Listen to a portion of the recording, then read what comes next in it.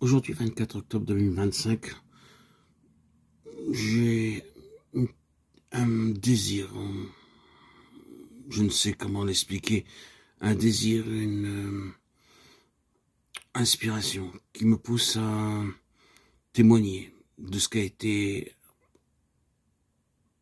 en résumé, à l'âge de mes 57 ans aujourd'hui, ce qu'a été cette vie pour moi, ce qu'est toujours cette vie pour moi. J'ai pendant de nombreuses années, dès l'âge de 17 ans, cru en Christ. Malgré les yeshivot, les écoles talmudiques que j'ai côtoyées, celles d'Aix-les-Bains, de Méhacharim, au centre même de Jérusalem, et toutes les autres écoles juives que j'ai côtoyées, que ce soit au Talmud Torah, j'ai toujours eu un mal existentiel qui me poussait à croire qu'il y avait autre chose que cette vie juive qu'on m'imposait, à laquelle j'étais restreint, qui est très belle, bien sûr, enrichissante en connaissances, car le peuple juif est le peuple du livre, le peuple de la sagesse. Mais en dehors de toute cette sagesse, à laquelle d'ailleurs je n'ai pas entièrement adhéré, et pour moi ce fut une bénédiction, car en cela j'ai pu rencontrer Christ et voir ailleurs.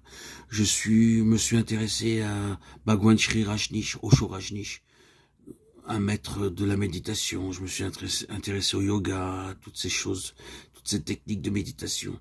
Mais rien ne m'a apporté de bonheur plus que Christ lui-même.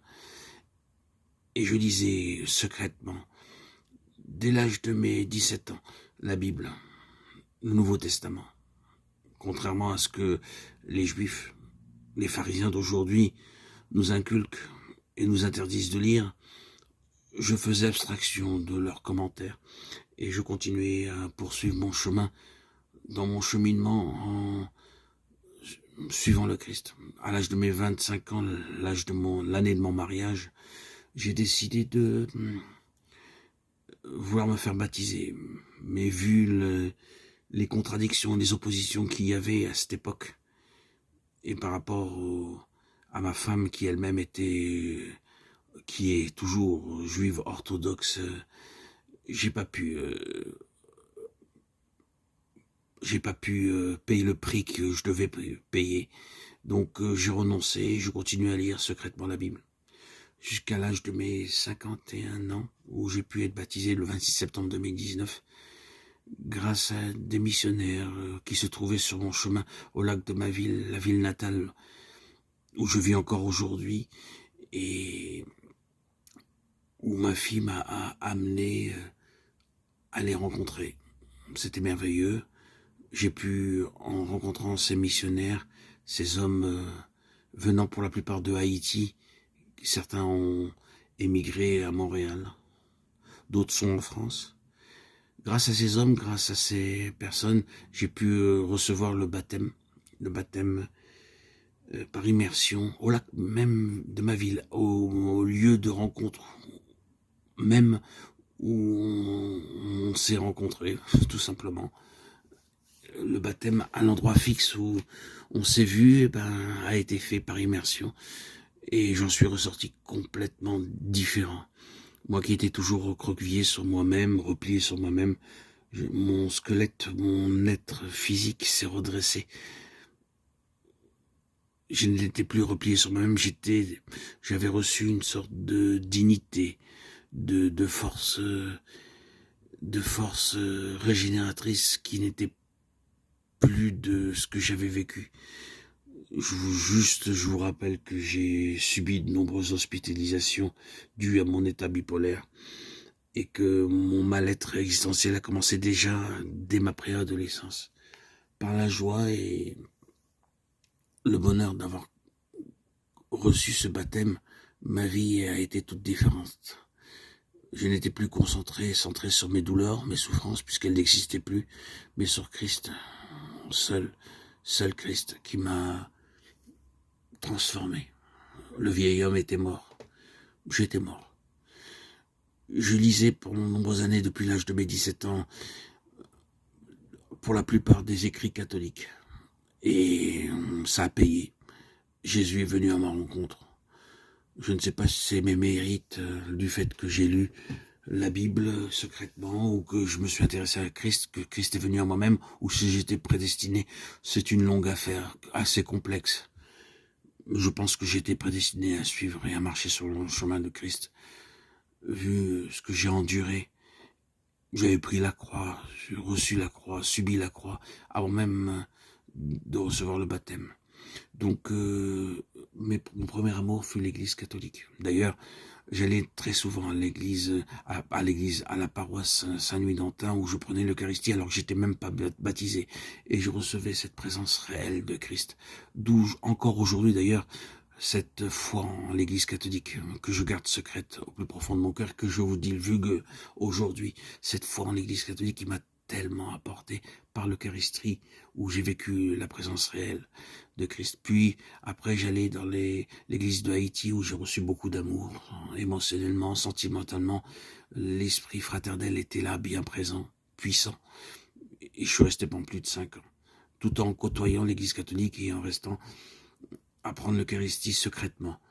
Puis après, j'ai rencontré l'église Patmos, où je me suis vraiment renforcé. J'ai connu, à travers les écrits de frère Verbon, Baxing, frère Austin Sparks, Jesse Penn Lewis, Watchman Nee, tous ces écrits qui sont à ma disposition, qui m'ont enrichi, grandi, édifié.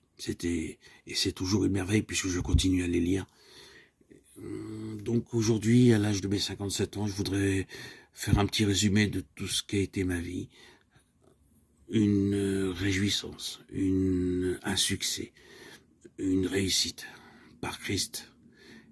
Car sans Christ, ça aurait été, pour moi, vu mon passé, mon historique, si je n'avais pas reçu le baptême,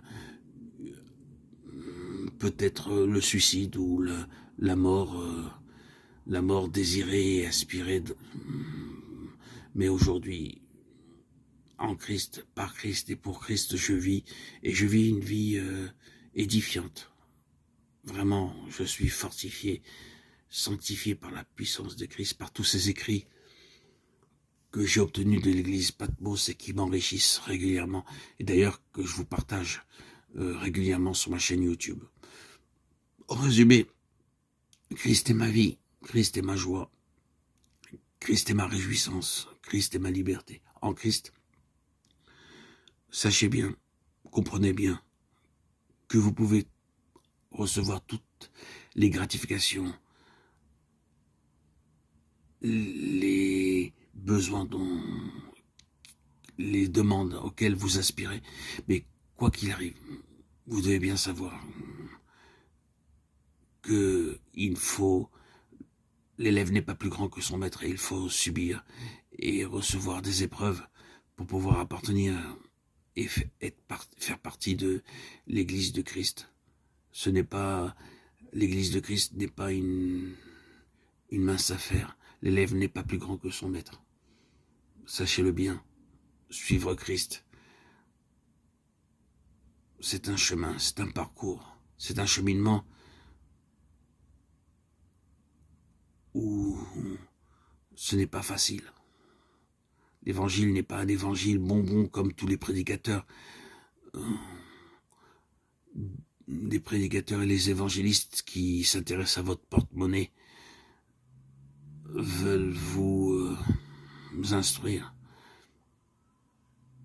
Suivre le Christ, c'est porter la croix. L'élève n'est pas plus grand que son maître, c'est porter la croix. Ainsi, vous pouvez avancer, comme ce le fut pour moi. C'est une merveille, et ça l'est toujours à ce jour. Gloire à Dieu au plus haut des cieux, et paix sur la terre aux hommes qu'il aime. À toi, Seigneur, tout honneur, toute gloire pour les siècles des siècles. Alléluia.